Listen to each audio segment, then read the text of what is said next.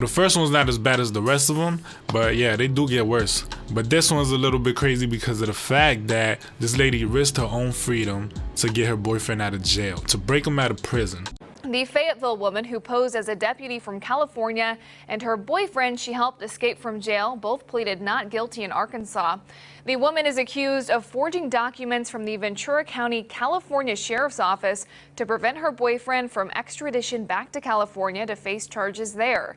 The couple almost got away with it, too, until the real Ventura County deputy let the jail know he was 2 hours away.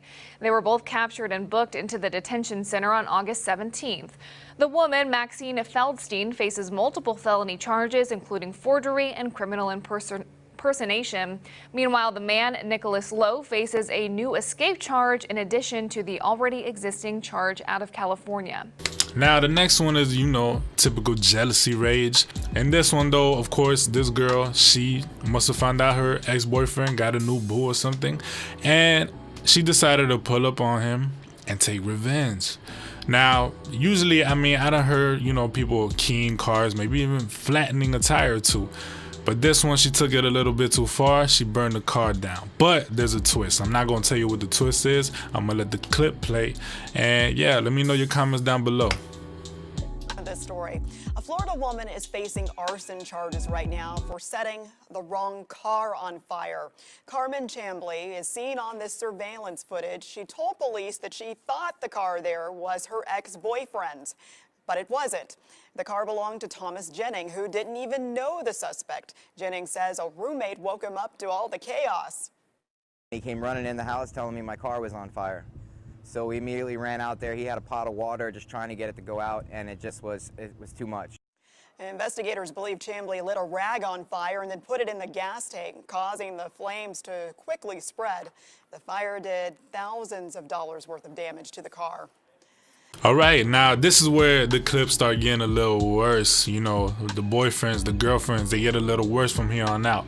Now, and this one's from the Bronx, and this kid in New York, young, probably like 21, 22, was living with his girlfriend who was also 21, and she ended up coming home real late, I guess. She probably wasn't answering the phone. He probably was blowing up her phone. She wasn't, answering. So when she got back home, probably, him being insecure and jealous, thought she was probably out messing with some dudes or whatever. And he let his emotions get to him, and he took it a little bit too far. Now I'm gonna play the clip and let y'all see what happens, and y'all let me know in the comments below. If you have a significant other that's really insecure like that will put their hands on you, I suggest that you leave them. She says she was a good person.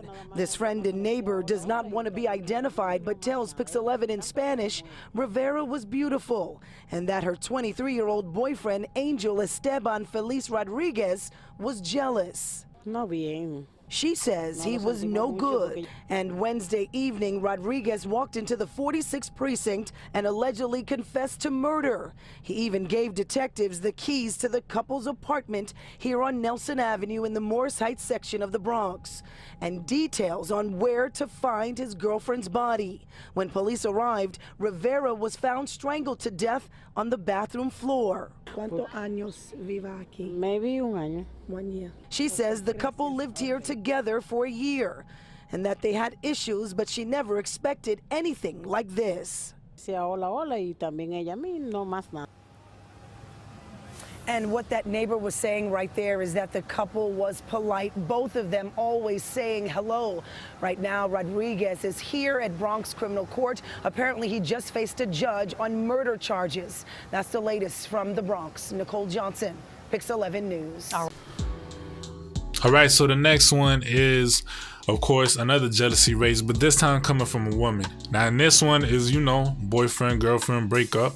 And now the boyfriend ends up finding a new girl, and a huge upgrade because this girl was Miss Ohio, a model, she was on TV. So I'm sure the ex-girlfriend was like, I can't compete with that. Not at all. So out of jealousy, she ends up basically, killing them. I'm not gonna say how, but she had no remorse. You could see the reaction in her face in the courtroom and also in the interrogation room.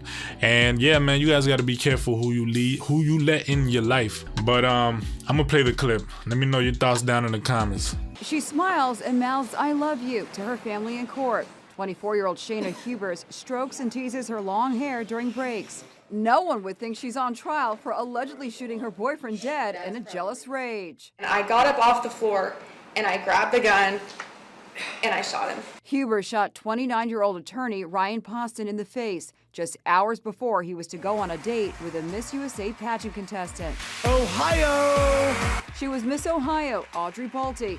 You may recall it was Audrey who made a famous gaffe during the national broadcast, referring to Julia Roberts' character in Pretty Woman, a hooker, as a positive role model. Julia Roberts, and she was having a rough time. But you know what? She came out on top and she didn't let anybody stay in her path. They made a date, but while she was waiting for him in a bar, Shayna Hubers shot him at his apartment 6 times. She claims it was self-defense, but prosecutors say she lashed out because he was breaking up with her.